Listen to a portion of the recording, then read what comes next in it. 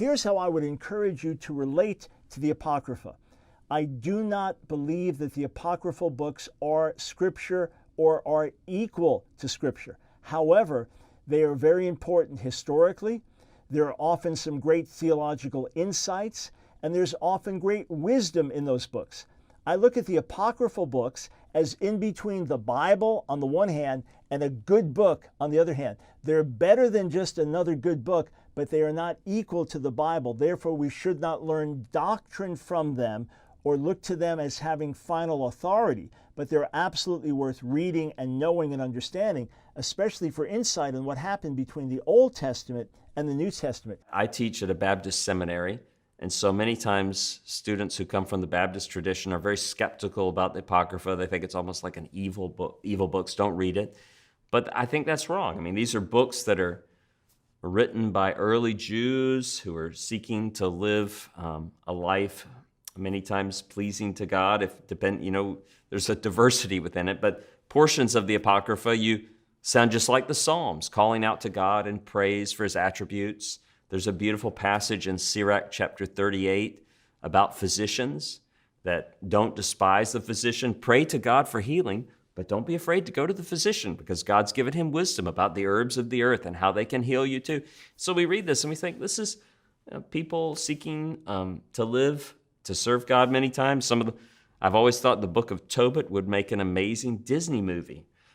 It's not Scripture, but if you read the book of Tobit, it has love, it has intrigue, and it's really enjoyable to read as a book, but it's not Scripture. We can also, when we read the Apocrypha, it can help us understand what happened between the last book of the Old Testament and Jesus' ministry. Where did these Pharisees come from? Where did these Sadducees come from? That story is told really in the Apocrypha. You read 1st and 2nd Maccabees, and so it gives us helpful historical background. Within the Protestant tradition, I've found that there are really two strands. There's a strand that ends up in sort of Anglicanism, the English church, and then there's a strand that's more like Baptist and Presbyterian. And I guess Lutheranism will be over here with Anglicanism. And they will use words from the Apocrypha for hymns and other things like that. They don't believe it's Scripture. But within the Baptist and more Presbyterian tradition, it's really only looked at as valuable for historical background many times. But if you look in your hymnals, sometimes we even sing hymns based on the Apocrypha, but it usually doesn't say that in our hymnal. For example, the famous hymn, Now Thank We All Our God, which is in the Baptist hymnal, is based on Sirach chapter 50, almost word for word. It's a beautiful hymn to God. Now thank we all our God with hearts and hands and voices, who wondrous things has done, in whom this world rejoices. Or the famous Christmas carol, It Came Upon a Midnight Clear, is based upon a text out of the Apocrypha. So the Apocrypha is not Scripture, but it is helpful sometimes to understand the things that happen between the Testaments. And some Christian traditions have written hymns and other things that use some of the wording of the Apocrypha. Now, the book of Maccabees, those Old Testament Apocrypha books, was history. We confirmed the history of the Maccabees and other sources. And so the Jews valued them as a good history book. As Protestants, however, we should consider closely the positive value that Martin Luther, the father of the Protestant Reformation, set on these writings himself. Yes, when he published his German Bible, he separated these books out from the Old Testament and placed them in a section between the two testaments of the Scriptures he considered canonical. But what does it tell us that Luther himself took the considerable trouble to translate these books into German in the first place, and to promote them among his Protestant readership by publishing them in his Bible and thus keeping them broadly accessible?